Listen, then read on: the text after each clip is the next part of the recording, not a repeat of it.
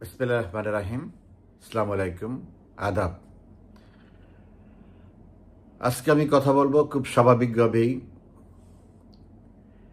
বিএনপির প্রবাসী অনলাইন নেতা তারেক জিয়ার গত 17 বছরে এই প্রথম কোনো মিডিয়াকে সরাসরি সাক্ষাৎকার নিয়ে সময় পেলে ভারতীয় পররাষ্ট্র সচিব বিক্রম মিশ্রের মন্তব্য নিয়ে বাংলাদেশ সম্পর্কে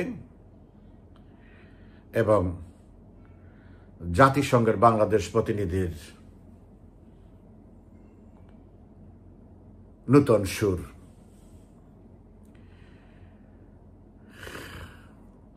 আপনারা নিশ্চয়ই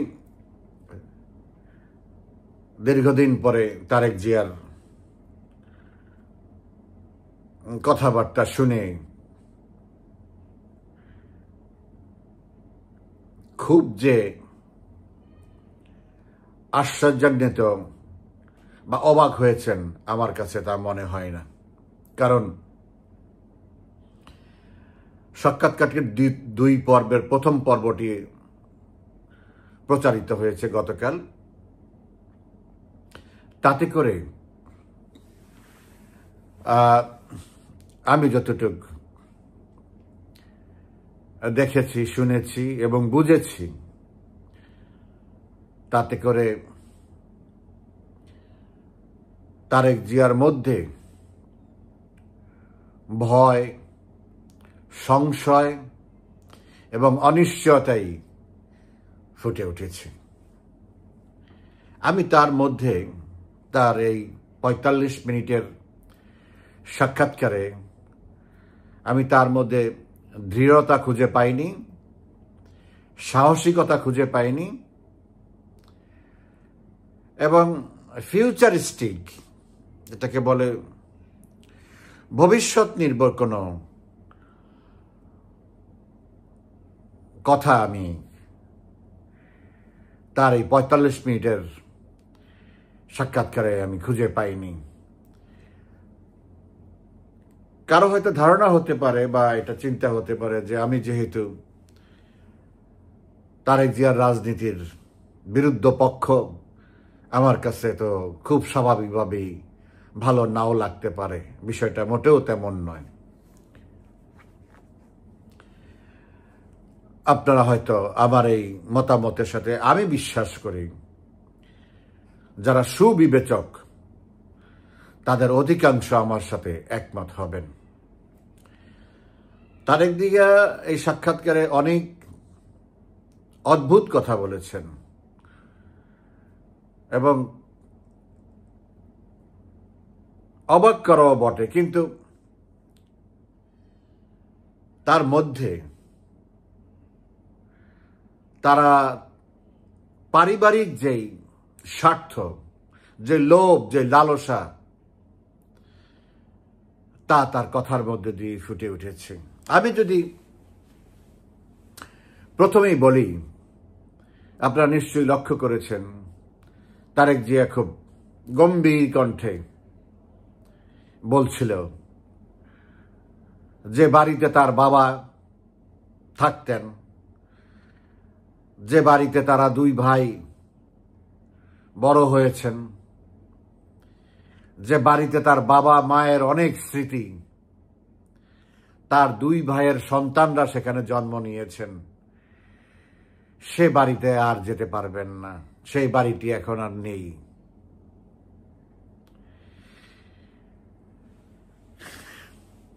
জেনারেল জিয়া আসলে কি ছিলেন? জেনারেল জিয়া একজন সামরিক কর্মকর্তা ছিলেন, রাষ্ট্রের কর্মচারী ছিলেন, বেতনভোগ কর্মচারী। মাস শেষে বেতন পেতেন, তা দিয়ে তার জীবিকা নির্বাহ করতেন, তার সংসারের পরিচালনা করতেন। তো একটা সরকারি কর্মচারী সরকারেরই কোনো বাসভবনে যদি থাকেন, সেটা কেউ 1 বছর 6 মাস, 3 মাস, 20 বছরও থাকতে পারে, 30 বছরও থাকতে পারে, যতদিন সরকার তাকে অ্যালাউ করবে, তার সার্ভিস তাকে অ্যালাউ করে।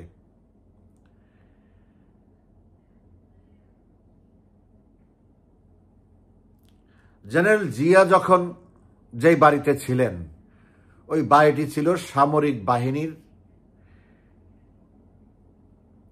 উপপ্রধানের, সেনাবাহিনীর উপপ্রধান যিনি, সেনাপ্রধানেও না, সেনাবাহিনীর উপপ্রধান যিনি, তার বাড়ি। কিন্তু জিয়া যখন, মুস্তাক যখন জিয়াকে সেনাপ্রধান বানালেন, তার কথা ছিল সেনাপ্রধানের বাড়িতে চলে যাওয়া, যার জন্য যে বাসভবন দেওয়া সেখানে চলে যাওয়া। তিনি কিন্তু সেখানে যাননি। জিয়া যখন নিজেকে রাষ্ট্রপতি ঘোষণা করলেন, নিজেকেই নিজে রাষ্ট্রপতি ঘোষণা করলেন, তখনও তিনি রাষ্ট্রপতির বাড়িতে যাননি, বঙ্গভবনে যাননি।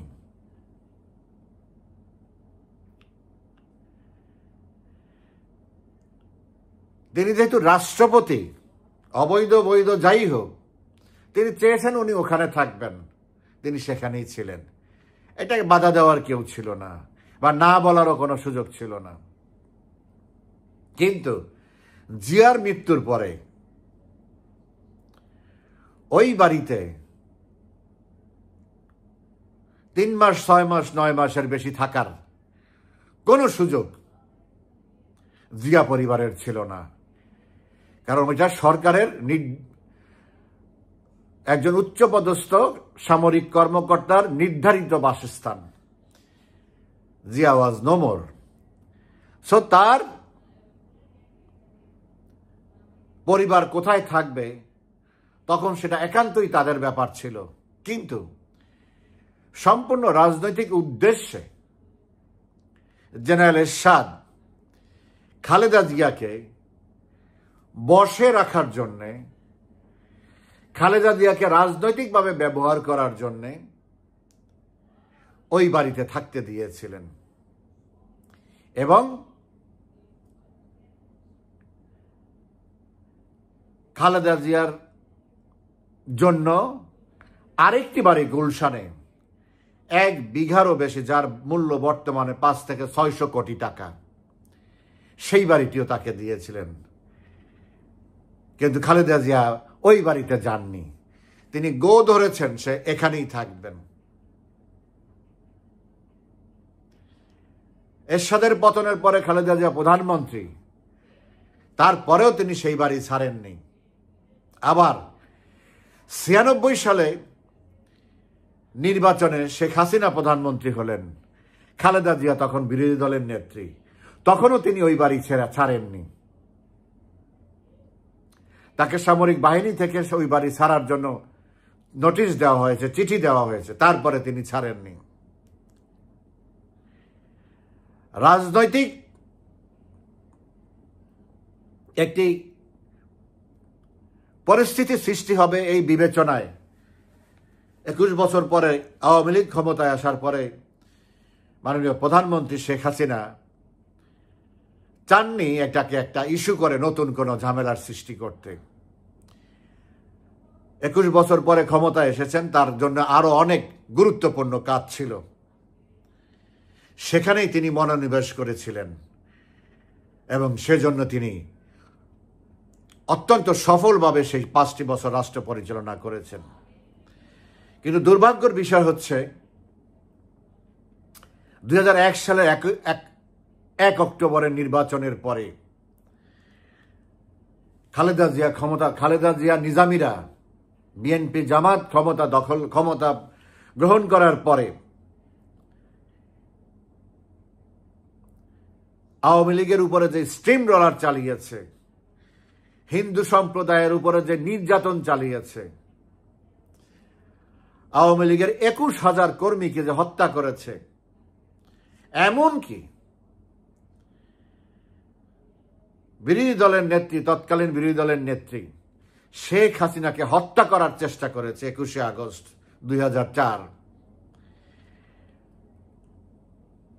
এত কিছু করার পরেও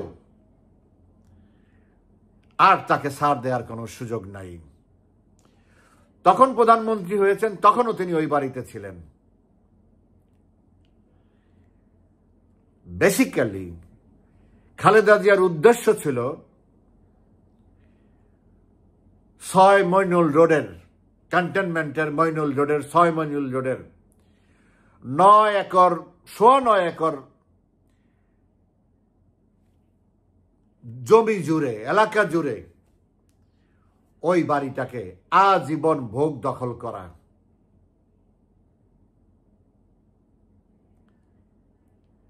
এবং আওয়ামী লীগ যখন পুনরায় ক্ষমতায় আসে, তখন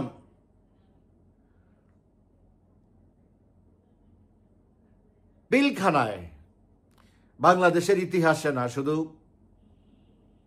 দীর্ঘ বহু বছরের ইতিহাসে নজিরবিহীন ঘটনা, পিলখানায় 57 জন সেনা সদস্য সহ 74 জন মানুষকে হত্যা করা হয়েছে।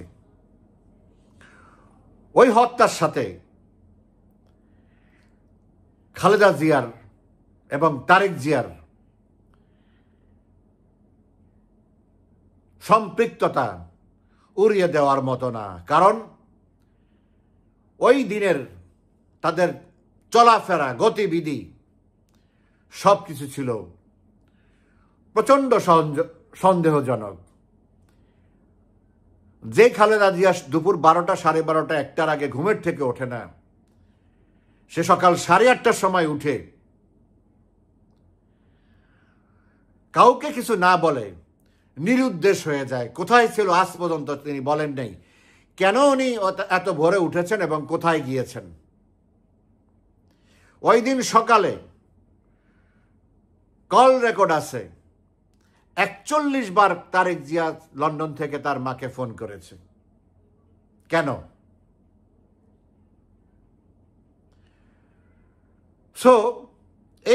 এরকম একটি মর্মান্তিক ঘটনার পরে সরকার উপলব্ধি করেছে, সিদ্ধান্ত নিয়েছে যে ক্যান্টনমেন্টে বসে সামরিক বাহিনীর বিরুদ্ধে কোনো ষড়যন্ত্র করা যাবে না, এবং সেই ষড়যন্ত্রে সেনাবাহিনীর সদস্যের জীবন নিয়ে সিনেমিনি খেলা যাবে না।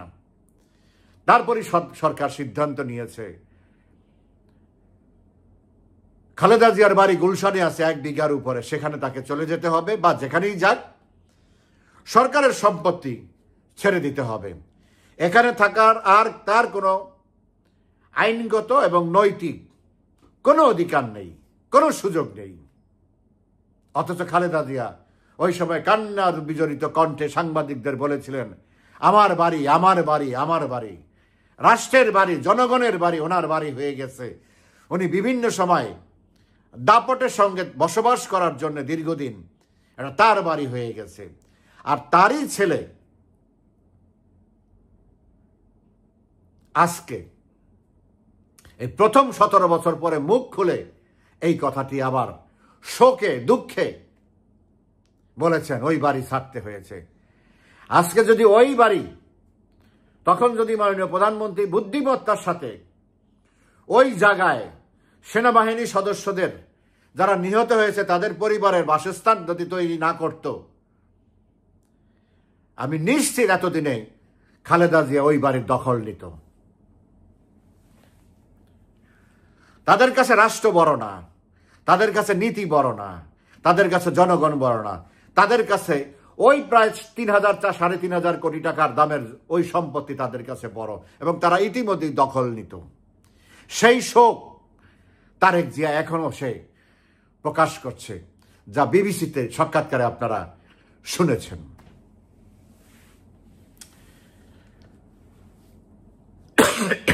সরি, বিবিসির সাংবাদিকরা, আমি নিশ্চিত অন্তত এইভাবে যে বিবিসি, সে শুধু বিবিসিতেই সাক্ষাৎকার দেয় নাই, গতকালকে 2টা আরেকটি পত্রিকা ফাইন্যান্সিয়াল টাইমস লন্ডনের, সেখানেও সাক্ষাৎকার দিয়েছে। কিন্তু বিবিসির সাথে কথা আর ফাইন্যান্সিয়াল টাইমসের সাথে কথার মধ্যে অনেক পার্থক্য আছে। যাই হোক, সাংবাদিকদেরকে এই নিশ্চয়তা নিয়ে সাক্ষাৎকার উনি দিয়েছেন যে সেখানে কোনো বিব্রতকর, উনি যে বিব্রত হবে, তারেক জিয়া যে বিব্রত হবে এমন কোনো প্রশ্ন যেন তাকে না করা হয়, কারণ তাকে বিব্রত করার মতো হাজারো প্রশ্ন আছে। দুঃখজনকভাবে, যদি দুঃখজনক না, আসলে অবাক হওয়ারও কিছু না, কারণ বিবিসির গত কয়েক বছরে, অন্তত 10 বছরে তাদের চরিত্র এতটাই নোংরা করেছে, তারা এতটাই একপেশে করেছে আওয়ামী লীগের বিরুদ্ধে, শেখ হাসিনার বিরুদ্ধে, যা ইতিমধ্যেই আপনাদের কাছে প্রমাণিত। সো সেই বিবিসি তারেক জিয়াকে স্পেস দিবে, তারেক জিয়াকে সেভ করবে, সাংবাদিকতার কৌশলে তাকে আটকাবে না, এটাই খুব স্বাভাবিক এবং তাই হয়েছে। আপনারা নিজেরাই জানেন, আপনাদের মনের মধ্যেই অনেক প্রশ্ন আছে তারেক জিয়ার কাছে, এই প্রশ্নের উত্তর দাও, এই প্রশ্নের উত্তর দাও, ওই প্রশ্নের উত্তর দাও, সেগুলির কিছুই তাকে জিজ্ঞেস করে নেই। তবে দুই একটা কথা, যেমন জিজ্ঞেস করেছে, তাও কত সফট কোশ্চেন। প্রশ্নটা হওয়া উচিত ছিল, বিএনপি 2001 সালে ক্ষমতা গ্রহণ করার পর পরপর 5 বার দুর্নীতিতে আন্তর্জাতিকভাবে চ্যাম্পিয়ন হয়েছে, পরবর্তীতে ক্ষমতায় আসলে বিএনপি কি করবে? কথাটা এইভাবে না বলে তারা বলেছে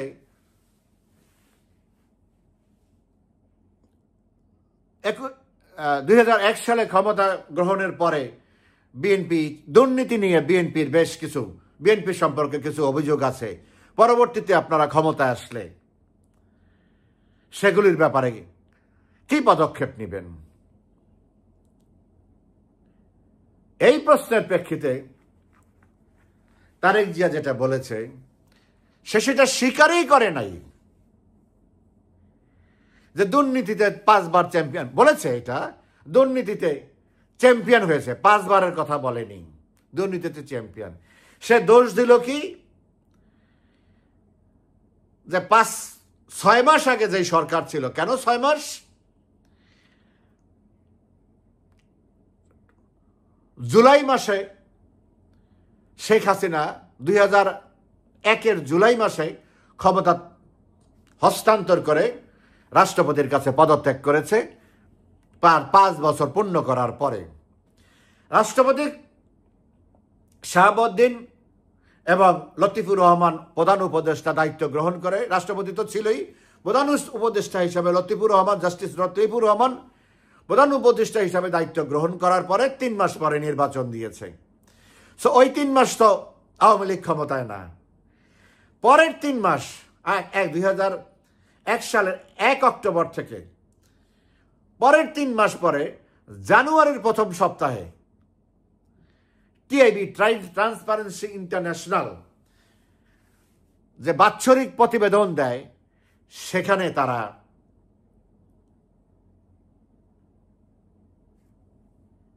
বাংলাদেশকে দুর্নীতিতে প্রথম চ্যাম্পিয়ন ঘোষণা করেছে। তারেক জিয়া এখানে বলতে চেয়েছে যে আমরা তো মাত্র ক্ষমতায় আসলাম, তো গত 1 বছরের বোঝা আমাদের উপরে চাপাই দিল কেন? শেখ হাসিনার 5 বছরের 96 থেকে 2001 দুর্নীতি নিয়ে কোনো কথা হয়নি, দুর্নীতি নিয়ে কোনো ফিচার লেখেনি। যা হয়েছে এতটাই সামান্য, এতটাই লঘু, এতটাই ক্ষীণ যে এগুলো পৃথিবীর সব দেশে আছে। এইরকম মাত্রা থেকে মুক্ত পৃথিবীতে খুব কম দেশে আছে, যেগুলোকে আমরা বড় বড় দেশ হিসাবে মনে করি। Britain, America, India, Russia, Germany, France, Italy, Canada, তাদের থেকে কম। কিন্তু আমার কথা হচ্ছে, দেখেন 5ই আগস্ট 2024 প্রধানমন্ত্রী শেখ হাসিনা দেশ ত্যাগ করার পরে প্রথম 1 মাসে যেই দুর্নীতি হয়েছে বা প্রথম 2 মাসে যেই দুর্নীতি হয়েছে, গত 15 বছরে যা দুর্নীতি, অবশ্যই দুর্নীতি হয়েছে, 15 বছরে যা শেখ হাসিনা 15.5 বছরে যে দুর্নীতি হয়েছে তার চেয়ে বহু গুণ ছাড়িয়ে গেছে ওই প্রথম 2-3 মাসেই। সো শেখ হাসিনার প্রথম বছর, দ্বিতীয় 96 প্রথম, দ্বিতীয়, তৃতীয়, চতুর্থ বছর এবং পঞ্চম বছরে এসা রিপোর্ট, তার আগেরও তো 4টা বছরের টিআইবি রিপোর্ট দিয়েছে। কোথায়? আমাদের তো ধারে কাছেও নিতে পারে নাই, নামই তো উচ্চারণ হয় নাই দুর্নীতিতে আমাদের অবস্থান কোথায়। সো দুর্নীতি করতে চাইলে বছরের পর বছর অপেক্ষা করা লাগে না। আর কথায় আছে না, বিড়াল প্রথম মারে রাত্রেই মারতে হয়। তো বিএনপি তাই করছে। বিএনপি 1 অক্টোবর যেদিন নির্বাচনটা শেষ হয়েছে, সন্ধ্যার পর থেকে রাত্র 12টা পর্যন্ত যেই অত্যাচার, নির্যাতন, যে ধ্বংসাবশেষ, ধ্বংসস্তূপে পরিণত করেছে সারা বাংলাদেশকে, তো করতে চাইলে তো বছর লাগে না, কয়েক ঘন্টার মধ্যে দুর্নীতি করা যায়। তো তারেক জিয়া সেটাকে অস্বীকার করেছে। তারপরে আরো যে 4টা বছর চ্যাম্পিয়ন হয়েছে সেটাকেও সে উল্লেখ করে নাই। সে বলেছে তারপর থেকে নাকি মাত্রা কমতে কমতে কমতে কমতে কমে গেছে, অথচ তারপর বাড়তে বাড়তে বাড়তে বাড়তে চূড়ান্ত পর্যায়ে চলে গেছে। তো যেই লোক এখনো আন্তর্জাতিকভাবে স্বীকৃত দুর্নীতিকে এখনো যে স্বীকার করে না, সে ক্ষমতায় আসলে কি করবে তা তো আমরা গত 14 মাসেই দেখেছি।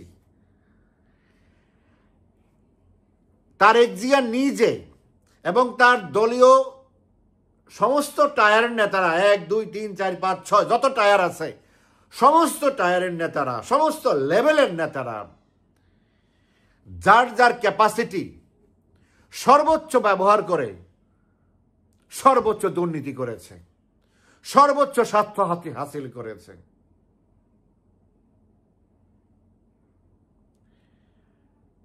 তারেক জিয়া বলেছে যে আওয়ামী লীগের যারা বিএনপির নেতা কর্মীদের, সমর্থকদের, এবং একটা উদাহরণও দিয়েছে, ভাই ভাই কি হলে সেরকম একটা ফালতু একটা উদাহরণ দিয়েছে। আওয়ামী লীগের বিএনপির নেতা কর্মী সমর্থকদের যাদের বাড়ি ঘর, ব্যবসা বাণিজ্য আওয়ামী লীগ আমলে দখল করেছে, সেগুলি নাকি তারা পুনরুদ্ধার করেছে। এটা দখল না। আর চাঁদাবাজি সামান্য কিছু হয়ে থাকে, তারা শাস্তির ব্যবস্থা করেছে। তো এইটা যদি তারেকে বলে, তাহলে তার কর্মীরা যারা চাঁদাবাজি করেছে, তারা দখলবাজি করেছে, যারা লুটপাট করেছে, তারা উৎসাহিত হলো, আমাদের নেতা তো আছেই আমাদেরকে কাভার করার জন্য।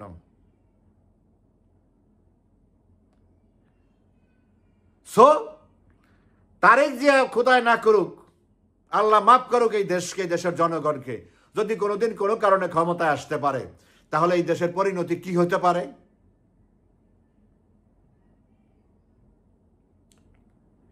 বিবিসির সাংবাদিক তাকে,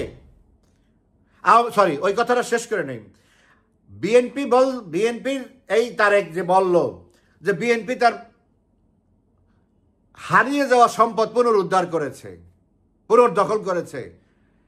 বিএনপি যে 2001 সালে যে ক্ষমতায় এসে যে আওয়ামী লীগকে দেশান্তর করে ফেলেছে, দেশ থেকে চলে যেতে বাধ্য করেছে, সমস্ত সম্পদ, পুকুরের মাছ থেকে শুরু করে গাছের ফল, আর অর্থ করি ব্যবসা বাণিজ্য বাদই দিলাম, পুকুরের মাছও রাখে নাই, গাছের ফলও রাখে নাই, সব তারা দখল করে নিয়েছে। আওয়ামী লীগ ক্ষমতা আসার পর তার জায়গা থেকে জায়গা বুঝে নিছে, তার গাছ সে বুঝে নিছে ফল ছাড়া, তার পুকুর সে বুঝে নিছে মাছ ছাড়া। সেইটা তারেক জিয়া চালাকি করে, মিথ্যাচার করে বলে নাই, আগেরটা বলে নাই সে কিভাবে পেয়েছে।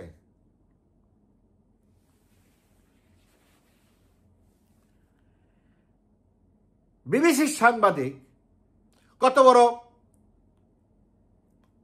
কি বলবো এটাকে, পক্ষপাতিত্ব করেছে। যে 21শে আগস্টের মতো একটা ঘটনার, যার জন্য এই নটোরিয়াস তারেক দায়ী, তার যাবজ্জীবন সাজা হয়েছে, বাবরের ফাঁসি হয়েছে, সেই মামলা সম্পর্কে, সেই ঘটনা সম্পর্কে প্রশ্ন তুলে নাই। তাহলে এইটুকের মধ্যেই আপনারা বুঝে নেন কত সততার সাথে বিবিসি এবং কতটা মানে কন্ডিশনাল ইন্টারভিউ তারা করেছে, যে এই প্রশ্ন করা যাবে না। যে একটা সাক্ষাৎকার দিলে যদি আন্তর্জাতিক মিডিয়া হয়, তার তো কোনো পক্ষপাতিত্ব নাই, তা সে কেন এই ধরনের বার্নিং ইস্যুকে সামনে আনে না? তখনই বুঝতে হয় এটা একটা নেগোসিয়েটেড ইন্টারভিউ।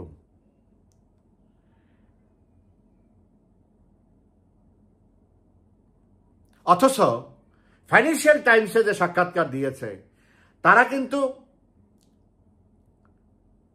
তারেক জিয়াকে অনেক শক্ত শক্ত প্রশ্ন করেছে এবং তাদের যে স্টেটমেন্ট আছে তার মধ্যে 21শে আগস্ট আছে, জঙ্গি আছে, তারেক জিয়াকে আমেরিকাতে নিষিদ্ধ ঘোষণা করা আছে, আমেরিকার অ্যাম্বাসাডার জেমস এম মরিয়াটি তার সম্পর্কে কি বলেছে, তারেক জিয়া যে দুর্নীতির প্রতীক, বাংলাদেশের সবচেয়ে বড় চাঁদাবাজ, এটা ফাইন্যান্সিয়াল টাইমসের পত্রিকায়, গতকালকের পত্রিকায় আছে। সো বিবিসি কি করলো আর ফাইন্যান্সিয়াল টাইমস কি করলো? সো এখনো তারেক জিয়ার বাকি অংশ রয়ে গেছে, কি বলবে তা তো বুঝতেই পারতেছি। তো আমার শেষ কথা হচ্ছে, খালেদা জিয়া যখন ক্ষমতায় ছিল বা বাইরে ছিল, ক্ষমতার বাইরে ছিল, আমরা চাইতাম, মনে প্রাণে আশা করতাম যে খালেদা জিয়া যেন কথা বলে। কারণ খালেদা জিয়া যত বেশি কথা বলবে, দেশের মানুষ তাকে তত বেশি বুঝবে, চিনবে সে কতটা অ্যারোগেন্ট, কতটা ভিন্ডিকটিভ মেন্টালিটির মানুষ। তার ছেলে তার চেয়ে আর কি ভালো হবে? তার ছেলেও আজকে একই চরিত্র মানুষের কাছে প্রকাশ করেছে। নিজের যেই অপরাধের জন্যে, যেই কৃতকর্মের জন্যে সেনাবাহিনী তাকে নির্যাতন করেছে, সেটা সে আজকে বলেছে। কিন্তু তার মধ্যে কি কোনো পরিবর্তন আছে? তার আচরণের মধ্যে পরিবর্তন আছে? সে কি বলেছে আমাদের আমলে অনেক ভুল হয়েছে, আমরা সেটা থেকে সংশোধিত হয়েছি, আমাদের অনুশোচনা হয়েছে, আমরা সেটার জন্য জাতির কাছে ক্ষমা চাই? না, এসব কিছুই না। সব কথার শেষ কথা হলো, তারেক ভালো করে জানে তার সমস্যা কোথায়। সেজন্যই তিনি তার দলের লোকজন, সিনিয়র নেতারা পর্যন্ত, ফখরুল সহ, মিথ্যুক ফখরুল, আমি আমাদের সরকারের সময়ের নাম দিয়েছিলাম মিসারুল, মানে মিছা কথা থেকে মিসারুল দিয়েছিলাম, সেই মিসারুল আবারও বলতে হচ্ছে। আর এই অন্যান্য নেতারা যেইভাবে তারিখ দেয়, 2 সপ্তাহের মধ্যে আসবে, 1 সপ্তাহের মধ্যে আসবে, 3 সপ্তাহের মধ্যে আসবে, সেটা আজকে তারেক জিয়া পরিষ্কার করে বলে দিয়েছে আসবে। তবে কবে সেটা বলে নাই, দিন তো দূরের কথা, মাসও বলে নাই, আশা আছে। তার মানে হচ্ছে তারেক জিয়া জানে তার সমস্যা কোথায়। তার সেই সাহস নাই, সেই মনোবল নাই, কারণ সে নিজে পরিশুদ্ধ হয় নাই। তার মধ্যে সেই জিনিস আছে, সে জানে যে গত এই 14 মাসে বাংলাদেশের যে ব্যবসায়ীদের কাছ থেকে হাজার হাজার হাজার হাজার কোটি টাকা ধমক দিয়ে লন্ডনে পাচার করেছে, এগুলি সব সময় মতো আবার উপস্থিত হবে। এর মধ্যে বহু বড় বড় ব্যবসায়ী আছে, সামনে দাঁড়িয়ে বলবে আমি অমুকের মাধ্যমে এত 100 কোটি টাকা দিয়েছি, অমুকের মাধ্যমে আমি এত 1000 কোটি টাকা দিয়েছি।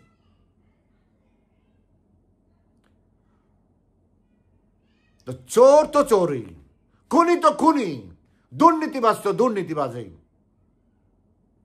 এখান থেকে তারেক জিয়া কোনোদিন বের হতে পারবে না, আর বাংলাদেশের মাটিও কোনোদিন সে স্পর্শ করতে পারবে না। ভালো থাকবেন, ধন্যবাদ।